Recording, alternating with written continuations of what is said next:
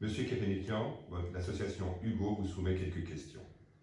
Quelle est votre définition du harcèlement scolaire? Alors, la définition, elle est double. Elle est en même temps ce harcèlement sur l'aspect, sur le physique, t'es trop gros, t'es trop petit, t'es pas belle, tous ces mots terribles qui peuvent être prononcés et répétés surtout au quotidien. Et de l'autre, le harcèlement qui utilise les moyens numériques d'aujourd'hui, qui est sur le cybersystème, qui est non moins violent. On a des exemples, on a entendu, j'ai moi-même eu dans mon entourage j'ai été moi-même confronté à de tels témoignages. Donc voilà ces deux aspects.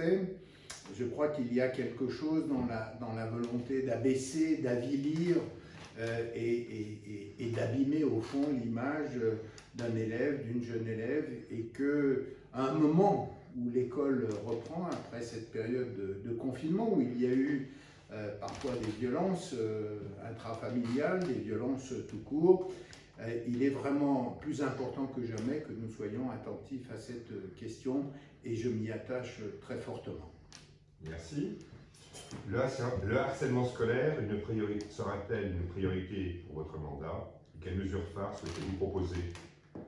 Alors, bien sûr que cette question, elle est importante. Elle devra s'appuyer sur le travail avec l'éducation nationale, sur la mise en place d'un observatoire dans notre territoire pour qu'on collecte toutes ces informations, et en nous appuyant bien entendu sur les associations qui sont en charge et qui ont pris ce dossier à bras-le-corps.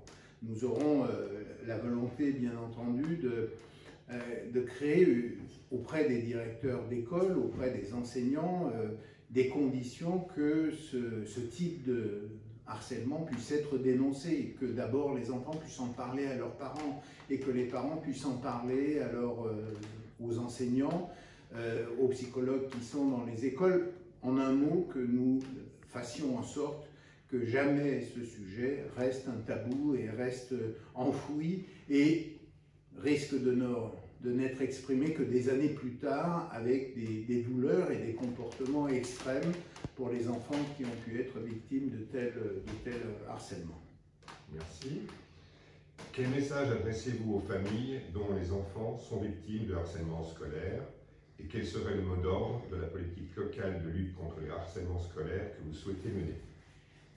Ouais, je viens de le dire, je crois que le premier sujet, c'est qu'on puisse l'exprimer. C'est que ce soit, encore une fois, les parents, les copains, parce qu'il arrive qu'un enfant puisse plus facilement l'exprimer auprès d'un de ses copains ou d'une copine à l'école. Il faut que la liberté de la parole puisse être obtenue, et que nous soyons en capacité, nous les adultes, les responsables d'école, mais aussi les responsables politiques, de mettre en écho cela, et qu'on montre que nous-mêmes sommes prêts à affronter cette question publiquement.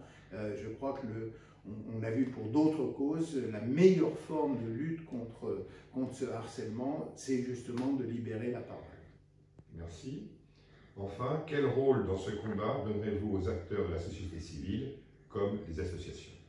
Alors, là, comme dans d'autres situations, les associations sont, pour moi, des acteurs essentiels. Je ne crois pas qu'on puisse seulement penser que les organisations, quelles qu'elles soient, les responsabilités de l'éducation nationale, de l'ensemble du corps qui s'occupe des enfants puissent y arriver, s'il n'y a pas le soutien, la mise en alarme, le travail des associations qui peuvent informer les parents et mener ce combat.